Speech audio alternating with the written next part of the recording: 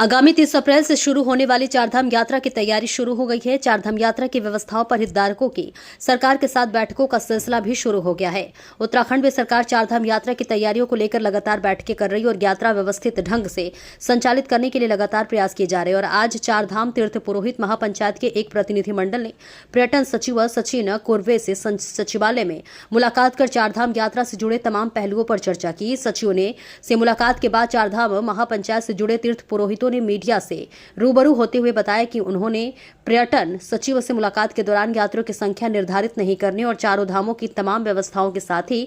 Heli सेवा संचालित करने जैसे महत्वपूर्ण पहलुओं पर चर्चा हुई। पर्यटन सचिव से हुई मुलाकात के बाद चारधाम यात्रा महापंचायत के तीर्थ पुरोहितों ने कहा कि पर्यटन सचिव से मुलाकात के बाद यह साफ हुआ है कि सरकार फिलहाल यात्रियों की संख्या निर्धारित नहीं करेगी और अगर कोई श्रद्धालु बिना रजिस्ट्रेशन के भी यात्रा करने आता है तो उनका ऑफलाइन माध्यम से पंजीकरण किया जाएगा और सभी यात्रियों को दर्शन करने का अवसर प्राप्त होगा। साथ ही चारधाम महापंचायत तीर्थ पुरोहितों ने पर्यटन सचिव से मंदिरों के आसपास हेली सेवा संचालित न करने और सोशल मीडिया पर धामों को लेकर भ्रामक खबर फैलाने वालों पर कड़ी कार्रवाई करने की भी अनुरोध किया है।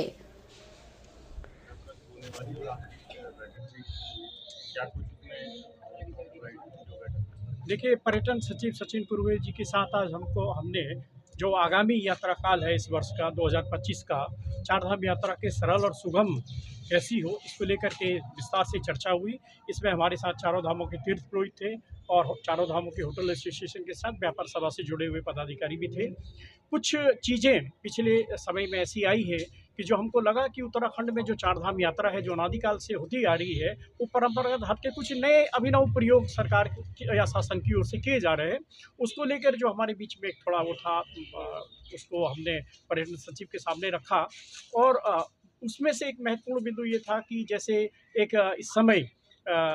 आधार को लिंक करने की बात आई है सामने, तो उसमें हमने उनसे कहा कि ये इससे जो है लोगों को दिक्कत तो हो सकती है और ओटीपी जैसा दिया शेयर किया जाएगा या किसी के ऐसे व्यक्ति के द्वारा इसका उपयोग किया जाएगा तो कहीं न कहीं यात्री प्रभावित होगा। तो उन्होंने इस पर अपना पक्ष ये रखा है कि पिछले यात्रा काल के दौरान जब रजिस्ट्रेशन की प्रक्रिया शुरू हुई तो कुछ लोगों के द्वारा मास स्तर पर जो है बिना नाम के ABC इस तरह से जो है सीरियल नंबर से बुकिंग कर ली थी, पंजीकरण कर लिया था और उसका बाद में उन्होंने जो है मिसयूज़ किया। तो इसलिए इस तरह की कोई गतिविधि आगे भविष्य में ना हो, इस यात्रा काल में ना हो, इस कारण से जो है इस समय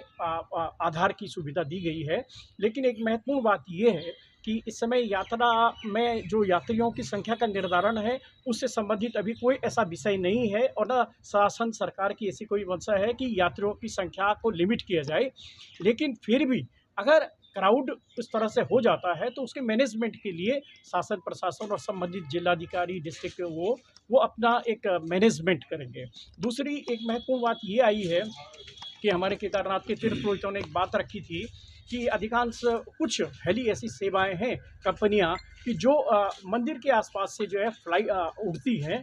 तो कहीं ना कहीं से परंपरा भी है या मंदिर को नुकसान जैसी बात है। तो पर्यटन सचिव ने इस पर कहा है कि वो संज्ञान लेंगे और भविष्य में यदि कोई हेली कंपनी इस तरह से जो है मंदिर के आसपास से जो है फ्लाइट लेती है तो उसके खिलाफ कार्रवाई की जाएगी। एक विषय हमने ये भी रखा कि यूट्यूबर्स जो है कई बार ऐसे होते हैं कि जो यात्रा काल तो है ये उसके दौरान के वीडियो के साथ साथ जो है कुछ पुराने वीडियो मिक्स करके ऐसी स्थितियां आ जाती हैं और उसको प्रसारित कर दिया जाता है बड़े स्तर पर। उससे यात्रा प्रभावित होती है और यात्रियों में गलत संदेश चले जाता है पुराने वीडियो को और क्लिपिंग्स को यूज़ करते हुए। इसलिए ये निर्णय लिया गया है कि इस तरह के जो भी यूट्यूबर या कोई भी ऐसा व्यक्ति है कि जो इस तरह के पुराने वीडियो का या यात्रा काल के दौरान के वीडियो को जो है किसी गलत मंशा से प्रसारित करता है तो उसके खिलाफ भी कठोर कार्रवाई की जाएगी।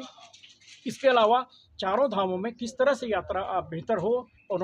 पर्यटन सचिव ने संबंधित जिलों के जिलाधिकारी से बात करके जो हमने उनके पास रखे थे बिंदु उस पर भी जो है विस्तार से चर्चा हुई है। और रजिस्ट्रेशन जो ऑनलाइन है ही है उसके साथ ऑफलाइन रजिस्ट्रेशन भी होगी। और आप लोगों के माध्यम से एक संदेश देना चाहते हैं जो पर्यटन सचिव ने सरकार और अपने शासन का पक्ष रखा है वो ये है कि उत्तराखंड के चार धामों में जो भी तीर्थ यात्री आएगा वो बिना दर्शन किए हुए वापस नहीं जाएगा। उसके दर्शन हर हाल में होंगे और सरकार के साथ,